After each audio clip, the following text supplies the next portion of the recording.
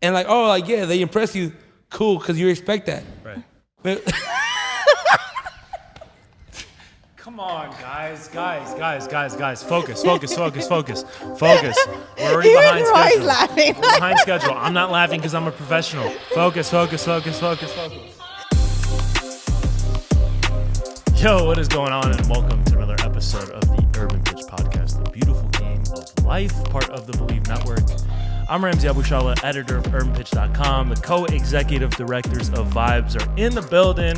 Julio Monterosa, Bridget Flores. What's going on, y'all? I'm vibing way too much Hey, right now. summer started. Summer starting a little. Summer started yesterday. It's too quick. It's too quick. Summer Can we get a started cheers? yesterday. Can we get a Yeah, let's get a cheers Hey, real quick. cheers to summer Cheers to vibes. summer. We outside ski. Cheers to Urban Pitch. Cheers to Urban Pitch. Cheers to Urban Pitch. The summer's kicking off. The weather's beautiful. Beautiful. Beautiful. Bridget's slurring her words. You know, the weather's beautiful out here. I was gonna say their, beautiful. event this weekend in Miami. We wish you could be there, but you know, we're out here in LA doing our thing too. Shout out to our guy Raheem. But they'll catch us out there Yeah, soon. well, I mean, we gotta Hey, make a no, trip invite out us to again. Miami. Like, it was the wrong weekend to invite us, but like, invite us again. We out there. It's because Yeah. we're busy people. They got to give us advance notice, you know? We're not 3 days in advance. We're like 2-3 weeks in Yeah, advance. shout out to the hyphenate creativity. I don't mean, need. I mean a man. I say meaning. But I wish we were out there. Yeah. No, definitely. Like, Miami sounds fun right now. Yeah. That event sounds dope. Yeah, I mean, we wish we could be there, but we're here right now, and we're here to talk about the We gotta latest live in the happenings present. in U.S. soccer. Biggest news Football. that hit the. I mean, it was a little bit after Messi came to MLS. There was a little bit of a lull, but then all of a sudden we got hit with another haymaker. Gregg Berhalter is back in as Boo. U.S. men's national team head coach. He was out for a minute. It wasn't looking good for him after the whole Gio Reyna gate. They had a whole they hired a whole agency to look for new candidates, and they deliberated for a while. BJ Callahan came in, won the CONCACAF Nations League, but now we're back to where we started. We're back to where we were at. What are y'all's thoughts? Because obviously there's been you know we've talked about this at length. Too much. I'm over this man. It's like when your friend tells you she breaks up with her ex, and then she gets back with him. Is For this what? a toxic relationship? Is For that what you're saying? reason? Why are we gonna go through all that for you to Bridget go back no-nos. to him? Yeah. This is for what reason? I consoled you.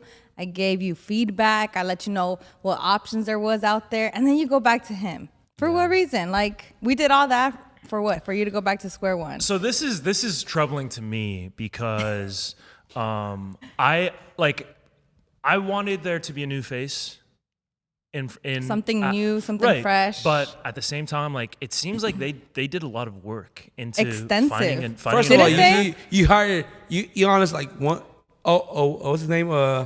Owuguchi. I'm bad we with know names. he's bad with names. Yeah. So, like, yeah. they I know got- who you're talking about. Yeah. They got an pro US player, Gooch. yeah. Yeah. Play for Milan. Everybody Gucci like Onyewu. Onyewu. All right, so they got him. They fucking hired a whole different staff, Right. just to come back to your ex. So Yeah. BetOnline is your #1 source for all your betting needs. Get the latest odds, lines, and matchups reports for baseball, boxing, golfing, and more. BetOnline continues to be the fastest and easiest way to place your wagers, including live betting and your favorite casino and card games, available to play right from your phone. Head to the website or use your mobile device to sign up today and get in on the action. Remember to use promo code BELIEVE, that's BLEAV, for your 50% welcome bonus on your first deposit. BetOnline, where the game starts. And so this is why it's troubling, because I think, like, as a whole, Gregg Berhalter did a pretty good job. He did a fine job. Yeah. You know, he did a fine job. What No, more did you Okay. want from him? So Well, let me finish. Hold on. The thing with me, all right, Let him go, finish, go, go. Kanye. So Gregg He ain't got the Berhalter answers. he did everything that was, like, there's a checklist for him, right? You know, make the World Cup, he did. Get out of the group stage, he did. Anything after that was gravy. He was playing with house money. It wasn't. Little mindset. Look, he did a fine job with what he had, and I don't While he think was he's. there. I don't think he's a terrible manager. I don't think he's like A-list or whatever. But at the same time, we did a lot of work to find a new manager, and we couldn't. Sources say that they hired an external. Yeah, no. So Right? They agency. did. They hired an they agency did. to That's find a manager, and we couldn't get crazy. anyone better than Berhalter. So to me, For that the is money we were troubling. offering. Can you imagine how they feel? Like, we did all this for you just so you could So go back with them. look. Let's be real here. We wanted an A-list manager, but who was that A-list manager going to be?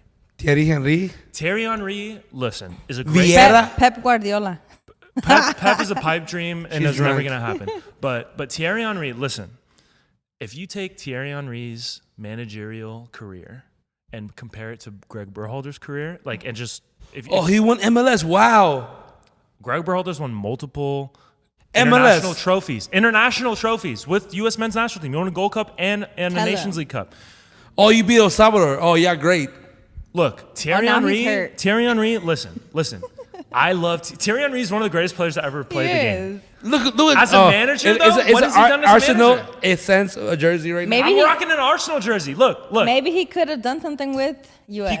He could have. But I think also we were also being like, the U.S. was also aiming a little too high, All right, wanting something new, something now. fresh. But wait, that like so, big. like Mexico just hired a coach, one tournament, let him go.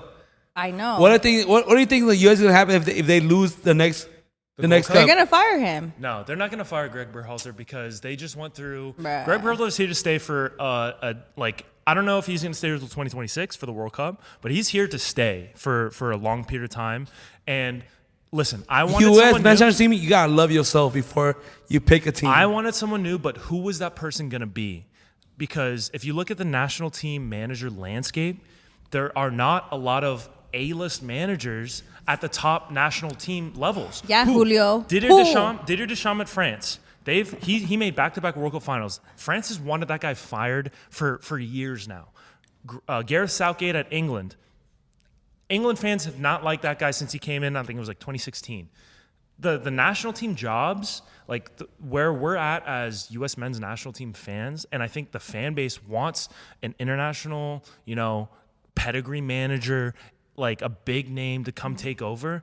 But I just don't think that anywhere, across the board. Hugo Perez should have been the U.S. manager. You're just throwing names out there.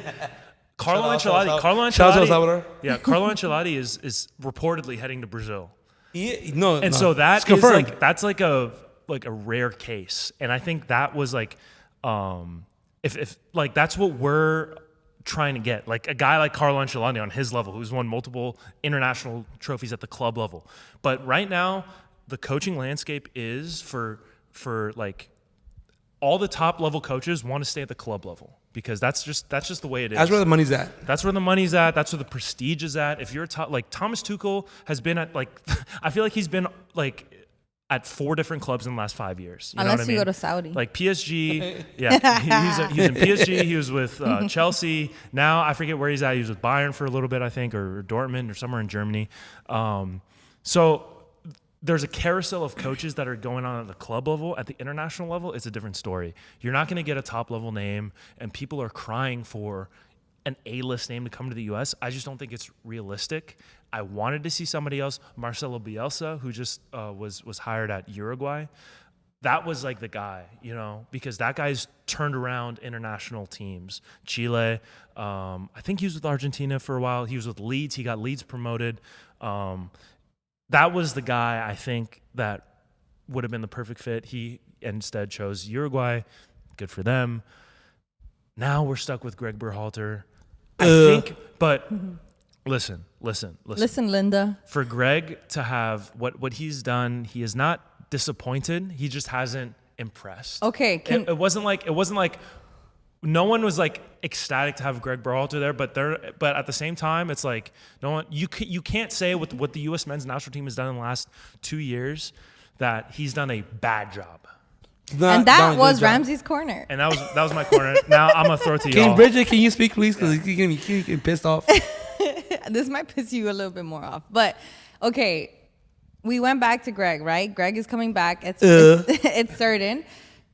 In the time that Gregg wasn't there, and we had Hudson and we had Callahan, the team has been solid. The team has been who they've been with or without Gregg. Okay, hold on. Let me finish. She spit. Let her Wait, cook. let me her finish. cook. Let me finish. Like, I think that the team has shown the dynamic they have, who they are becoming, and also like they're playing to win, and they're playing to win with each other. And I feel like if we think about who built that foundation, who built that like dynamic, it was Gregg. Whether we want to admit it or not, may have been like wins, may have been like winning championships, whatever. He built that team. They think back and they remember the person that was there coaching them from day one. It was him. Bridget, you're spinning right now. You're absolutely So spinning. Talk to me nice. My thing is like, all right, it's like, so if you give a Honda Accord and you give him, if you give him that, if you expect him to do something that he shouldn't be doing, it's not impressing me. Right. Don't give a Ferrari driver a Accord and think that you're gonna do something special. Don't give a team that has great international like appeal. Give him a U.S. coach that hasn't won anything but MLS. He's won international. He's won CONCACAF too. He's won CONCACAF too. Okay. You beat El Salvador, Honduras, Mexico, Canada. Wow, thank you very much. Okay. But don't give a team like Champions League winners, San Isidro winners, like don't give a team that's won international careers a coach that's never coached outside the U.S. All I'm saying is like give the keys to a driver that had a sports car. Who is that going to be though? Who is that going to be? Jesse Marsh. But also, Jesse Marsh hasn't won anything outside of. And That's what I'm saying. Europe. Thierry Henry. Thierry Henry hasn't won anything in Europe either. And on the other, Vieira even wanted the position. Vieira. Sorry, Bridget. Vieira hasn't won anything either. I like Vieira.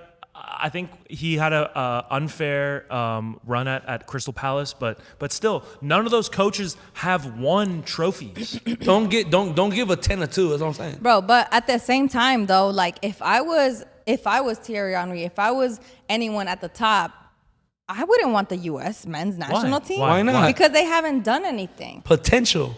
Okay, it doesn't matter. Show me what you can do, and then talk to me. She's I feel like that's why we are where we are, because we don't have other candidates. Because I feel like what I'm trying to get at is like this is the team to show the potential that they can have But we have for potential. any other coach. And I feel like what's meant to be right now is for Gregg to finish the job. We can't show potential if you don't give somebody to show potential. Like no, I for feel the like World Gregg Cup, for the World Cup, Gregg just won the Gregg group is here stage. to finish the job in 2026. But what does that mean though? What does that mean? Whatever that means, whether we make it past But Gregg past never their wanted group us to make it stage out the to group the stage. round of 16 Gregg just to the Gregg just semifinals. You never know. Gregg just wanted to make us out the group stage. He never. You thought never about, know. He never thought about anything else other than that. Okay, that was the whole thing with Gregg. But let's be like realistic here. Okay. If Sorry the US, for cutting you off, though. No. If the US beat the Forget Netherlands, Ramsey. if the US beat the Netherlands in the round of 16 in the knockout stage, that would have been a huge upset. That would have been a huge. Shaq upset. Moore playing that game. Major upset. Crazy. Right. I'm not saying that what Gregg's tactics have not been great, but as a national team manager, you're playing what, 20, 30 games a year. Tactics are less important at the national team level than making sure the team gets along, making sure the vibes are, like, you know what I mean? No, that's not a pause. Like just making sure everybody gets along and doesn't hate each other, like some of the like the France the teams in 2002 or whatever the past teams, and make sure you have talent and picking the talent. That's what the national team manager is there for. And it's hard to implement like complex tactics at the national team stage. And if you look across the board, the national team game, We don't have the same players like we had back in the day. We have amazing players. I'm now. talking about top level teams. I'm talking about We're a top level team. If you think about like we're the youngest team that's playing in top five teams in Europe. That's what I'm saying. The top level teams are not employing these crazy tactics that like a Pep Guardiola is employing, because you can't do it. You can't employ a high level press or all of this like very complex tactics because you're only playing 30 games a year. The job of a national team coach is to pick the best players and like make sure the vibes are good in the locker room. After that, like the tactics are They're gonna exist. not important. They're not important at the national team level just because you're not playing 40, 50 games a year like you are at the club level. And I think that that's a great point that you bring up, because it's true. Like I've watched before they beat Mexico the way that they did. The games I saw, you see the even the game against Mexico. Oh my God, it pissed me off because obviously I was going for Mexico, but the U.S. man, like, they had the dynamic. They had that swagger. Won, the swagger as a team, and they had the like, you did that, I did that, I got you there. They dropped you, I'ma drop them too. Like, they had that like culture, and we haven't seen that kind of culture in the U.S. in a long time for the U.S. men's national team. Yeah. Mexico has it. Every other team has it as a nation, except for the U.S. Playing with confidence, playing with swagger. That's the like. And that's what BJ Callahan was getting. They're calling that guy a PE coach. They're calling that guy a nobody. They were calling, like, that guy was getting strays left and right. And now all of a sudden, like, they're saying like, oh, I could have coached that team and won a championship. Listen, people on Twitter are saying BJ Callahan should be the head of the operation, and Gregg Berhalter should be like just there to look cool and wear cool shoes. No, Ted Lasso was amazing. Look, I understand that some of that is joking, but a lot of it is serious. People were like disrespecting this man, BJ Callahan, and all of a sudden, now that he's won 2 games, they played well against Canada and Mexico. They're intercontinental First of all, rivals, and now all of a sudden he's like this mastermind. Like, that's where the delusion of the U.S. men's national team fandom is at. And that's what I'm saying. Like, the team is already amazing as it is. They just are they amazing though? They are.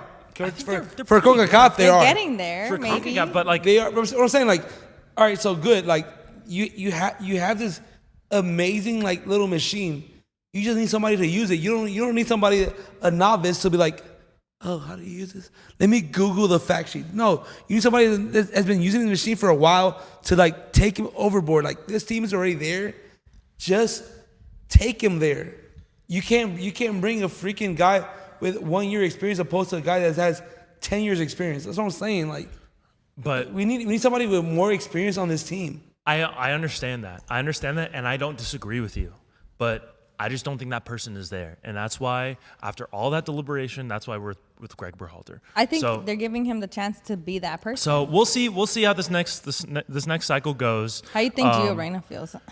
Gio was playing like he needed to impress a dude that like he blackmailed, you know? Gio was balling out. First of all, his hair looks trash. His hair, dude, he also looked old. Like, I don't know, but like a little older? He looked He very looked like, aged. I want it that. Yeah. Wait, tell me. You could just say he looked like a Backstreet Boy. Yeah. No, he had to Go sing into that. the whole song. He had to sing it. But moving alcohol. on to the other side of the The money US with game. Audi. U.S. women's national team roster for the World Cup. Skip the whole second. I don't know. I didn't hear what he said. What did he say? It's okay. It doesn't I matter. said the money with Audi. Audi? Saudi Arabia. Oh, yeah. No, we'll get into that in a little bit, but I want to talk about the women's U.S. women's national team World Cup roster. Was announced earlier this week. Couple of snubs, but for the most part, hot take. Yeah. So I wanted to get your guys' thoughts. There's, a few snubs in there. Ashley Hatch, Midge Purse, Casey Kruger are probably the 3 biggest names not on that roster. But for the most part, pretty straightforward. What are you guys' thoughts? Julio, I'll throw it to you. No, so the whole thing on me, like, Julie Hurts, like, amazing player. Don't get me wrong, but I'm thinking like you've been missing in action for about a year. She's been out for longer than that. I think it's been like closer to 2 years. About 2 years now. Yeah. You don't get me wrong, you're a great player, amazing player, but like usually like when you pick a national team, like you pick the person in the best form. Yeah. There's been the better players that not as great as her, but in better form. That's what I'm saying. Right. So the fact that she came back, signed with Angel City with the intention of she just signed like 2 months ago, 3 months ago, right? At most. And it hasn't been a long in time. action.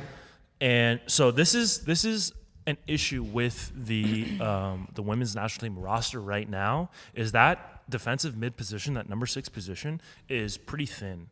And she played on basically one knee at the Olympics in 2021, which probably set her back, like form wise. But she was there and she was playing heavy minutes because that number 6 position is very thin. And they were experimenting with her out. They had Lindsey Horan, who usually plays, a box-to-box role. Same with Taylor Korniak. Andy Sullivan is basically the other number 6. She's been up and down. To me, her being included in this roster is indicative of the pool of U.S. women's national team players. And that 6th position is very thin. And I agree with you. She has not been playing long enough to maybe warrant this decision, but she has the talent and she has the experience and she has that X factor. She's like, when she's on the field for Angel City or for whoever it is that she's playing, there's like a calmness in that midfield that she's going to be distributing. She's breaking up plays. She's an aerial threat. She has all of this stuff. And I agree with you. Like, it was a very fast. Way too fast. And Vlatko was pushing the envelope because he was saying, his big thing is, you're only going to get selected to this team if you're playing in form with your team. And she's the exception to that rule. But she went to Angel City. Love Angel City. Yeah. Love Angel City, but like, it's probably like 3 players playing in form right there in that team right now. Right. Mm-hmm. But the whole thing with me is like, before she even came back, it was like San Diego. There was all these teams that were like in the mix. She came into the best team for her. For her, so she could get some minutes so that she can make the World Cup Definitely, roster. but what I'm saying is like, there's players playing all season that merit that, and like they're not getting the chance. For a simple reason that we're going back to somebody's done great last World Cups, and don't get me wrong, she deserves that. She deserves all of that, all that praise, but it's not fair for the upcoming generation. But that upcoming generation needs to step their game up too at the same time. I feel that. I think there's some names that play that role. I'm trying to think. I think Sam Coffey plays that role. Jalen Howell on Racing Louisville. She plays that number 6 role, and I think she was going to be kind of that heir apparent to Julie, but she hasn't really like made that impact yet. Andy Sullivan was supposed to be that player, and she's shown flashes of, that kind of, dominance that Julie has. But at the same time, it's just hard to replace someone like Julie Ertz. And I think it shows how reliant they were on her in previous years. And when she went out, they were struggling. They were losing games. They lost to Spain. They lost to Germany. They were losing games. All right, but do you think we're losing games because we're missing that spot, or is because these teams, their leagues have been growing as much as that our as leagues? well? No, so it's both. It's All both. right. It's both. And I don't think that, they're saying it's the U.S. versus the world. They're saying it's going to be a three-peat. It's not going to be a cakewalk for the U.S. women's. Not at all. national. France is good. Spain is good. Like Germany. Brazil. Germany Germany is Brazil. always the threat. And the whole thing is like, all right, so like I've been saying this for years. The reason the U.S. has been great for so many years because like our women's college team has been that pro team for women to play for a while. Now France is putting money into their league. Right. Spain's putting money in the league. Germany. Right. So now it's like there's other pro leagues than the college team. Like because most of these girls played women. My bad. Women played college, but they didn't play pro. But playing women kept them in shape, kept them playing at a high level. Now they're facing other leagues that are bringing their youth to higher levels, putting the development academies, putting their men's first team, right, taking care of their women's first team, and now it's like it's not. And you hear about the players who go to Europe to play, and they're playing in more structured. They're practicing in these facilities that are much better than they are in the U.S. They're playing, they have the staffs that are much higher level than the U.S. And so from that standpoint, the international game, like Lindsey Horan, who was under contract with Portland Thorns, just went to OL Reign like permanently. Vanessa Gilles, Angel City player, extended her loan at Lyon. Or sorry, not OL Reign, Lyon. Horan is at Lyon with Vanessa Gilles because I think that Gilles came here because she wanted somewhere to play, and she was starting center back, one of the best players on the team. Goes on loan to OL to Lyon, Olympique Lyon, and sees like, yo, it's a different dynamic. Like this, like this is so much because they're investing money in like exactly the US for so long had a cheat code with the women's college soccer scene, and now they're catching screwed. up. They're screwed because like a Barcelona selling out of Bernabeu, a freaking PSG selling out their stadium. this is not a men's sport anymore. Like now the world's investing on women's sports, and now like what we did for so many long years, for the last 40 years, we've been one of the biggest women's national team. But now like everybody else is catching up. And like and they're catching up in 3-4 years. Why? Because their men's team. Because all right, so the thing about US, like the US women's has their own team, men's have their own team, but in international, Barcelona has a men's team and women's national team, and they use the same staff. So hold on. So you're saying at the club level, level. Barcelona is using similar staffs between their men's and the feminine. Yes. Okay. So like, and this is 100 years in the making. Like, right. They know 100 years in soccer. They know how to develop players, and now they're bringing it to the women's sports. The guys, like,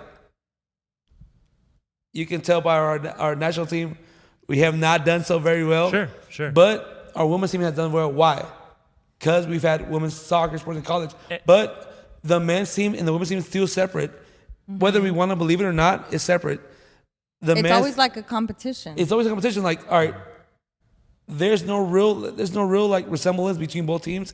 And in Europe, it's like we're all one. Right. So the infrastructure in the U.S. For a long time was better for on the women's side. But now that you see that the women's teams, like you said, with Barcelona, Olympique Lyon, Wolfsburg, like just to name a few, all of a sudden investing money in their women's teams, developing players. Now it's all like England is raw. They're legit. They might win it this year. They are legit. France or England. Those are my favorites this year. So the 2019 World Cup, it was not very easy for the U.S. going into the final. So I think they might have won 2-0 in the final, but that game against England in the semis, I'm telling you, like I was nervous. I was there at the stadium. They had a penalty that Alyssa Nair saved. Like if that save, which by the way was one of the craziest moments I've ever witnessed live. If that ball was not saved, it's a 1-1 game. Who knows what happens? We might have lost that game. Like it was not by far like an easy win for the U.S. This year it's going to be even more. Like England is playing with incredible. Like they're playing at a much higher level than they were 4 years ago. So was every other national team. So it's not going to be like this whole three-peat that I don't see them winning. It's not going to be light work. It's not going to be light work. So all right, so let's get into predictions. Julio, who do you have? France. Women's World Cup. You got France. Now France, I think France is very talented. They've gone through a little bit of some turmoil with they had a lot of players boycott the team for a while. I don't exactly know where they're at right now. I think they're going to come back, but like some of their top players were not. Actually, you know what? I think they resolved it because the coach stepped down. So France is a very, very strong team. I'm going with the sleeper. Yeah, France. All right, who do you got? Before I say anything, something that you said, like the U.S. women's have been catered to, whatever. You know, I feel like what that was or what that is the fact that like the U.S. women's national team has always had to prove themselves because in order to be invested in order to be like supported, you have to show that you're better than the U.S. men's team. Sure. So I think that we have to recognize the fact that like the women always have to show and prove who they are in order to be supported in an unfair way. And I'm talking about that because of the fact that it's like it has led to them creating a more equitable, wage within the gender gap, right? Sure. Like, and I feel like that's always been a big pressure on the women's national team. And I feel like they've done a great job to like advocate for themselves and to like voice their opinions and to like say like that's not fair. And the pressure is like we have to show up and show out so that we can get that fair wage, which is not fair compared to the men's national team. Hot take. So after we've catered to all their needs, what if they don't make it out the group stage? And I feel like it hasn't even been like, oh, here are all your needs either, like, and also it's like, why do you have to voice and advocate for yourself to get the same pay as men? And they haven't even done as much as the women have done. They're gonna make it out of the group stage. They're most likely. They don't have an easy group. They don't have an easy group there with the Netherlands, Vietnam, and Portugal. But they're gonna make it out of that group stage. The Netherlands, most famously, the World Cup runner-ups in 2019. Portugal's got a pretty. They actually made it because Russia, who qualified in UEFA, had to bow out. Yeah. So Portugal kind of snuck in at the last second. They're no slouch. Vietnam, I'm not gonna pretend like I've watched the Vietnamese So national Bridget, team. who do you think's gonna win? So yeah, they're gonna make it out of that stage though. They're gonna make it out of the group stage. Like So, all right, I so, would put. all I'm saying is like if they don't, all right, so they make it a group stage, they don't make it past the round. Like they've been talking so loudly. Okay, so It's then a hot take. what it So is I'm saying you know like what? they've been talking way too loudly. If they're after they got catered to their needs, if they don't make it to the point where they make it to the final, is all that loud talking for no reason? I think you saying cater to their needs, it's like we're not fucking, like it's women asking for fair wages. Like it's not a catering to their needs. It's asking for equitable wage. Like I think let's just leave it to that. Regardless if they make it out or whatever the fuck, like I think what it is that like I think that what they're setting, whether if they don't make it far or if they don't win it off, they don't do the three-peat.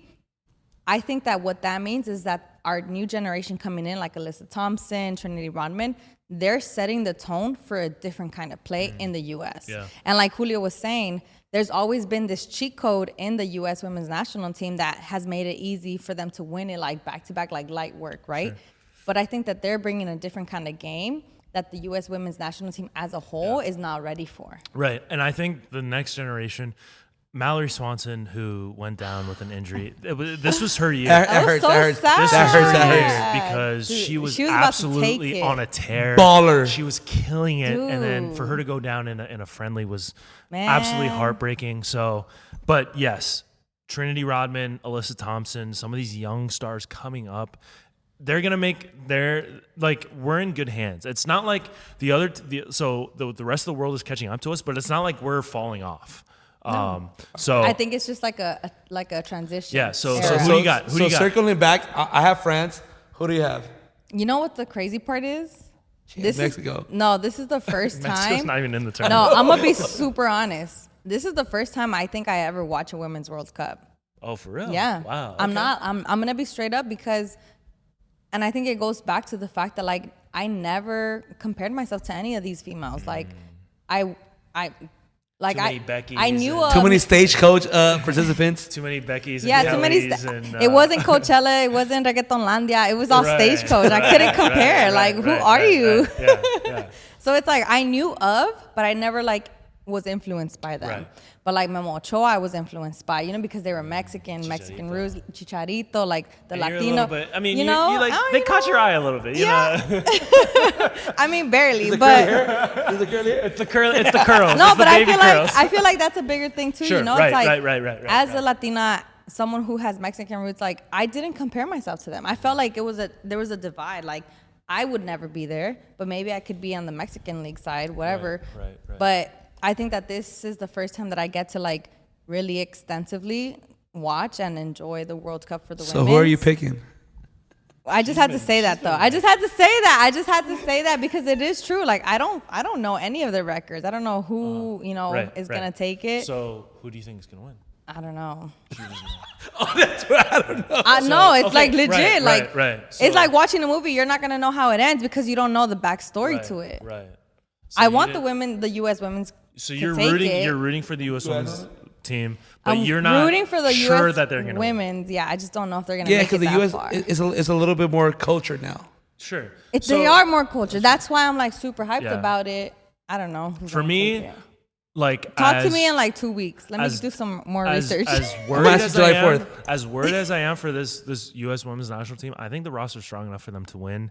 I think it's going to be depending on how like the whole bracket. France, England, rolls up. US? France, England, U.S., Brazil. I don't see Brazil winning. Brazil is nice. Brazil. But they're always nice. No, but I'm telling you, this year, I don't know if Marta is going to be there, but Dabinia is. Like she's a problem, bro. She's a problem. She's been tearing it up in the NWSL, and I think Brazil is gonna make moves this year. I don't remember where they were at in 2019. I think they disappointed. I think, but It's gonna be between France, England, U.S., and Brazil. I'm putting my money on the U.S. to win because I'm Right. biased. So before we start the Can you imagine an before the World Cup 18-year-old starts, winning the World Cup? Before the World Cup starts, we all have to do our little like World Cup. What we did for the men. And loser has to buy the round at the all right, finals. yeah, for sure. All right, for sure. Wait, real quick, underdogs. Just throw it out there. Who do you think is the underdog England, team? U.S. No. I choose France. England, US. England's not an underdog. England's like the number 2, Yeah. favorite to win. Underdog.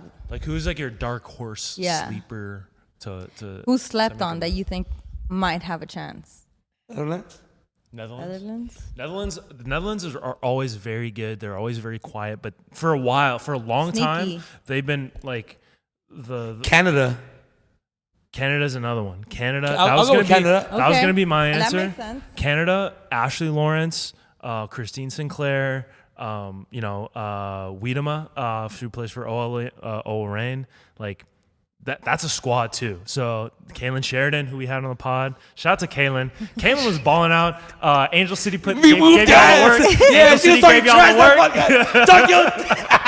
All right. So before we leave, I gotta switch the whole conversation. Okay. Now, so this whole Messi, Benzema getting offered all this ridiculous money in the Saudi Arabia league. Like, how do you guys feel about that? Bro, I thought you were going to ask him how was the Angel City game No, at no, San no, Diego.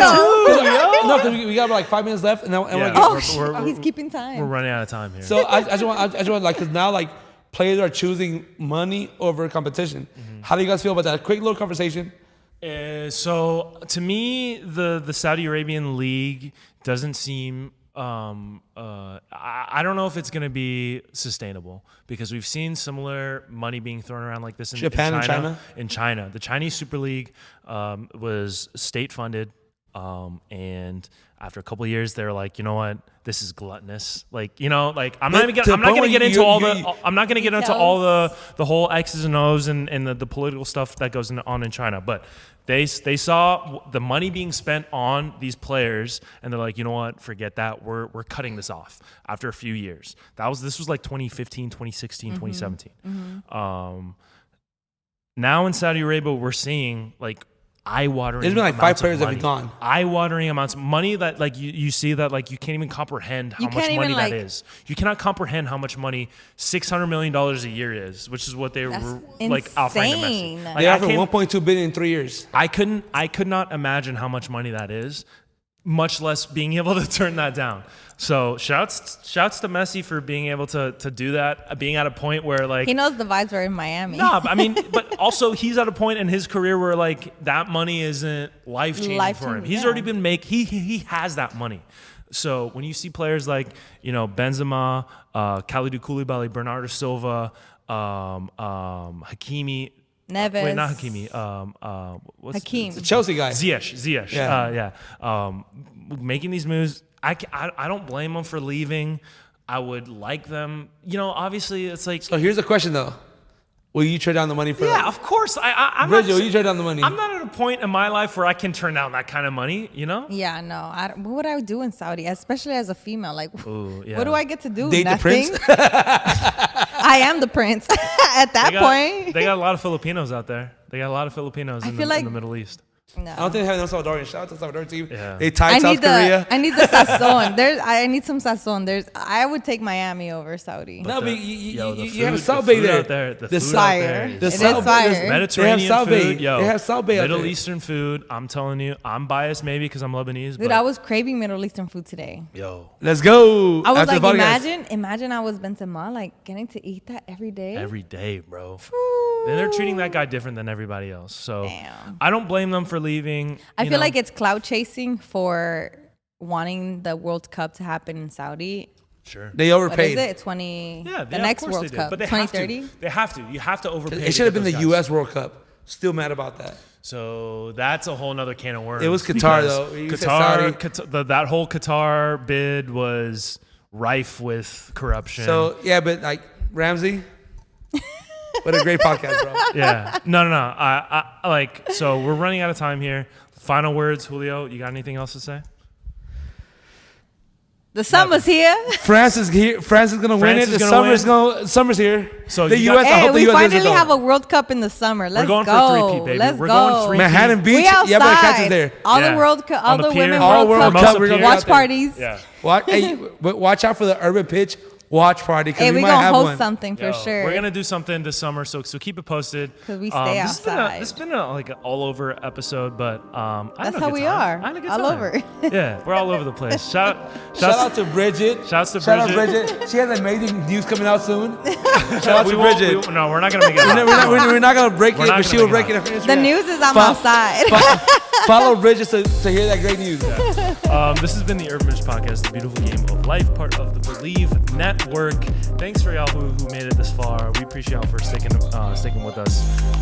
But for Julio Monteros and Bridget Flores, I'm Ramsey Abushala. Keep it tapped in. We got more stuff coming for y'all. But until then, we're out of here.